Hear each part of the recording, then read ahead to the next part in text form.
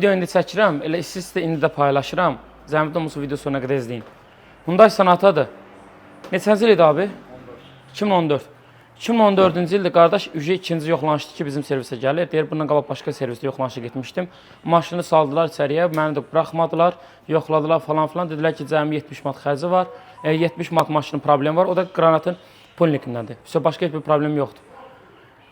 Qardaş nəsə narahat olub, maşında əlavə səslər falan gəlir eləyir, gətirdi bizim servisə. Maşını təzədən biz sıfırdan başlamışıq yoxlamağa. Perdokuna tutmuş, elektron qəzetə kimi, mühərrikinə kimi hər bir şeyini yoxlamışıq. Birinci problem, motor paduşkaları oturub. Bu bir problem. İkinci problem, maşının perdokuna bir neçə hissələrində problemlər var, xərci də çoxdur. Bundan əlavə olaraq, bir dənə buna bax, bütün hər tərəf germetikadır. Görürsünüz. Qalovka da germetika, yan krişka, dəmir krişka, germetika. Elektron diagnostika eləmişik, vanuslar aşıbqa verir. Ya bunda sep problemi var, qardaş deyir ki, xod deyirəm, şarıltı verir, sonra kəsir. Bu da sepin səsidir. Bundan əlavə olaraq porşinlərində iz var. Bundan əlavə olaraq qardaşın maşını Carfaxında çıxartdım. Özüm yoxladım ki, çünki qoy imini təmiz olsun. Deməli, nədir məsələ? Carfaxını yoxladıq, maşın suda da qalıb, odda da yanıb. Nə bilim, zədəsi də olub. Odda yanmış, suda batmış bu maşından, bu şeylərin hamısı bu maşında var demək olar ki. Mühərrik də yığılıb.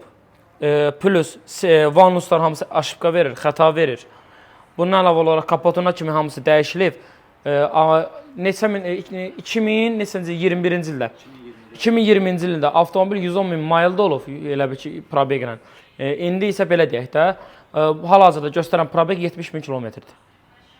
Yəni, probeg də çəkilib yeri gələndə. Maşını yoxlayırsınız, yaxşı edirsiniz. Amma xahiş edirəm, diqqətlə yoxlayın, dəqiqliklə yoxlayın. Bu insan leasingindən bir maşın alıb. Lap leasingin almasını nağda alsın, fərqi yoxdur.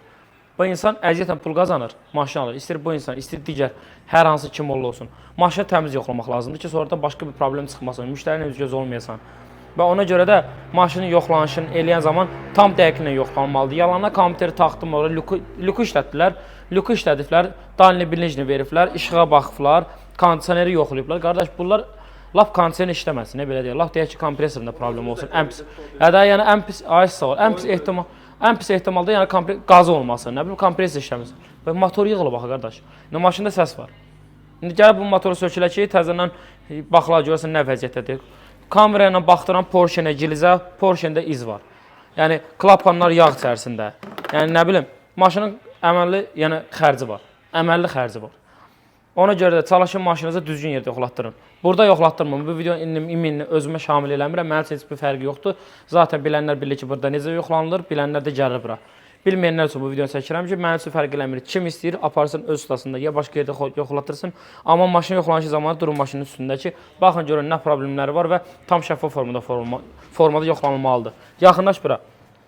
GDI nasosdur. Yüksək təzyiqli nasos. Görürsünüz zajimi.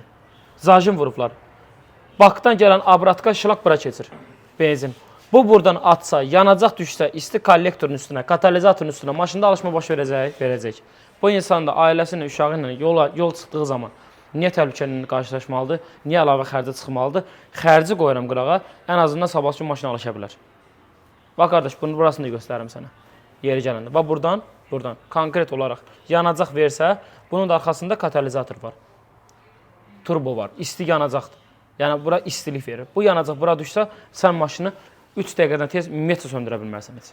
Yəni, aqlüştinli olsa belə söndürə bilməyəcəksən sən maşını. Yəni, belə bir şeylər var. Ona görə də maşınızı xahiş edirəm, dəqiq, düzgün diaqnoz qoyulan yerdə aparın, yoxlatın ki, sonradan sürpriz xərclərlə qarşılaşmayın. Bağlı geçin.